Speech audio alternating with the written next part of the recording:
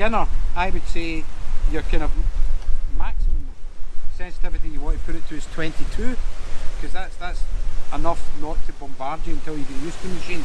But you could also have it at the factory 20, or even below that if it's too chatty at 18. And 18 will still get you. It will still get you 9-10 inches on decent, as long as the ground is not highly mineralised. If it's fairly benign or under 20% mineralisation, you will get the depth down at 18 sensitivity as you would on 22. The more mineralised your ground, then you need to start altering the settings like I said to you earlier. You need to do your ground balance, and you need to up your recovery speed and up your sensitivity.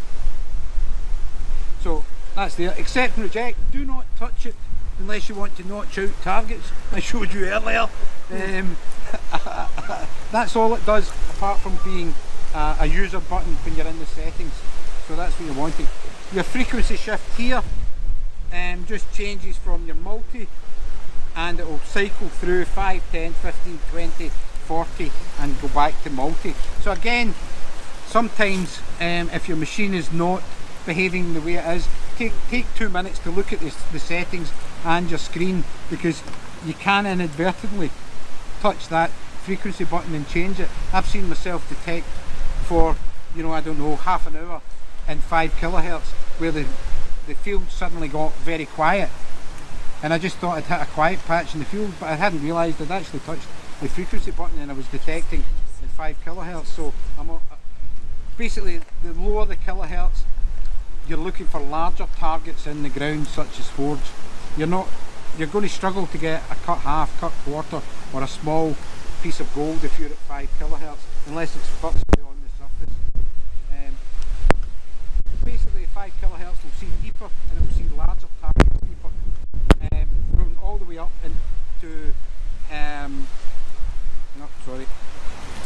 to your 15 is your sweet spot, your T2s, your XPDSs and things like that, assuming you're not changing the frequency in those that can have selectable frequencies. 15 tends to be the sweet spot. I think it was the T2 or the G2, or round about those kind of machines that brought that out. That is your kind of sweet spot, round about that, 15, 18 kilohertz. So you could put it on that again, it will quieten it down if you're on a particularly sparky field. Put it on to single frequency. If you're getting a lot of heavy EMI from really bad power lines, or you're at a rally where there's, you know, 300 Equinoxes around you, then you can drop down to a single frequency until they all dissipate across the fields, and that will quieten the machine down, and it will still give you the sweet spot for getting your hammered silver, etc. 20 is you're starting to get more into your higher frequencies, 20 and 40, so that they're going to get more sensitive to gold. So if you were specifically looking for gold targets, then you could use the 20 and 40, and you would have more of a chance. But I just generally run it on multi-frequency most of the time. So that's your basic settings. Now, with your iron, every machine is going to hear iron. It's just one of these things, and every machine is going to struggle to discriminate all iron out. There's not been a machine brought to market yet which actually does discriminate all iron, because it's just impossible. The kind of iron that falls with the Equinox is large pieces of iron, and these will either be irregular or regular shapes. Regular shaped pieces of iron, so rectangular, square, circular pieces of iron, can false and give you good positive numbers. Circular iron with a hole in it, such as a kind of ferret ring shaped bit of iron, or a bit of iron that is circular and flat, will false. Any bit of iron with a hole in it, believe it or not, will false and give you a positive target as well. Any bit of iron that is half a circle, like a horseshoe, which in the ground has then had this kind of halo effect, will false as well. You will dig some of these occasionally. The way to get round it, Gordon Heritage came up with the idea of you can use the user profile button, which I haven't told you about, to do a mirrored copy of the settings that you're on, and then drop the frequency down. I'll show any of you that want to do that afterwards. And then you can just switch on, or you can use the frequency button here, switch on to 5 or even 10 kilohertz, doesn't really matter, and cross the target, and you'll see the numbers, they tend to jump up by 10. So if you're getting a good target, it's 15, 16, and you're thinking, but there's something about the tone, you're thinking, that's too banging for this field or whatever else, could be a bit of iron, drop it into 5 or 10 kilohertz and give it a swing. See if it jumps up to 24, 25, 26 on the TID numbers, it'll be iron. Walk away every single time. I can guarantee you I've dug thousands of bits of iron with this machine and it'll be iron. And that's why Gordon Heritage also came up with that solution to it. The other thing I tend to do is the quick check is I'll do that and I'll just cross it. A lot of iron falsing will go, you'll be a good target that way. As soon as you cross it that way, it'll go onto a pure iron sound, or it will null out if you've got your iron volume at 0 or your discrimination on. It'll just null out. Walk away from it, it'll be iron every time. Another way is, and this gets more of your circular iron, is when you're on the centre of the target, you can even pinpoint to get the centre of the target. Take the pinpoint off, you're getting your good tone, just move the coil away. See if you move the coil away from it and it's only moving a centimetre or an inch and the good tone disappears, it'll be iron. Because if that's a good non-ferrous signal, the good tone will stay all the way up until it's just in front of the front edge of the coil. Dig it. Then, and you just get into the habit of doing that. You'll see me in the field, I'll be detecting, I'll do that, and then I'll wiggle away, and I can make as quick as that, and I go up iron, I'm off again, or you'll see me put the spade in the ground.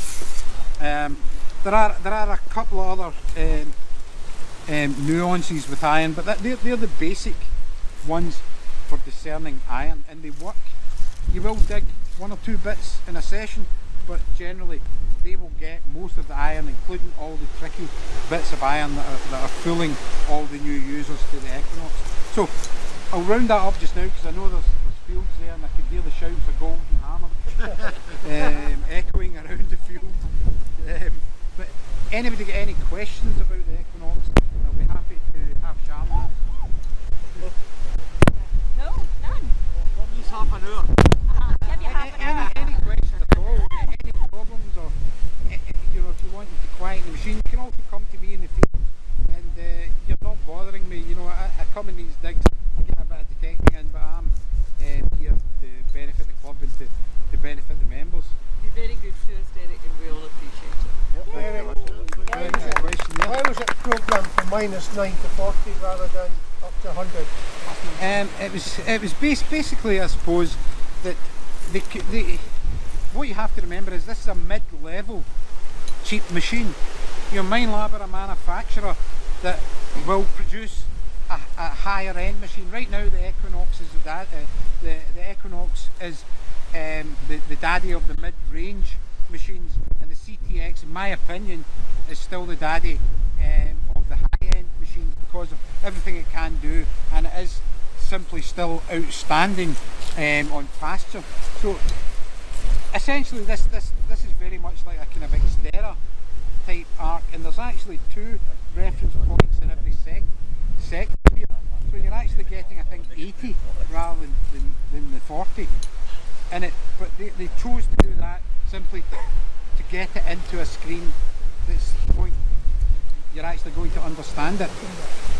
If they bring out another version of the Equinox or a higher end version, you'll probably find it will have a better target identification display than this. But this is a mid-level machine, let's not forget this. I know we're all finding wonderful stuff with it, but this is a sub £900 machine, and if you get the 600 then it's sub 650, I think, which is remarkable for what it is.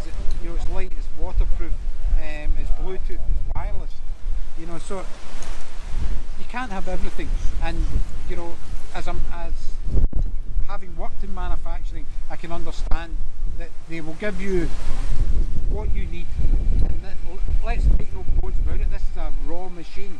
It's got raw power, raw sensitivity, and to go with that, you've also got the fairly rudimental TID display, because they want you to dig targets. Half the reason why people are finding more with the Equinox is because they're looking and they're going, nah, ring pull moving away. But the Equinox are going, that could be a ring pull, might be a bit of silver, I'm digging that. So it's forcing people, what I've always done with metal detecting and made wonderful finds is, I just dig. It's one more hole in a field, and the Equinox forces you to do that. So you find more, your targets, find rate increases. Any other questions? No.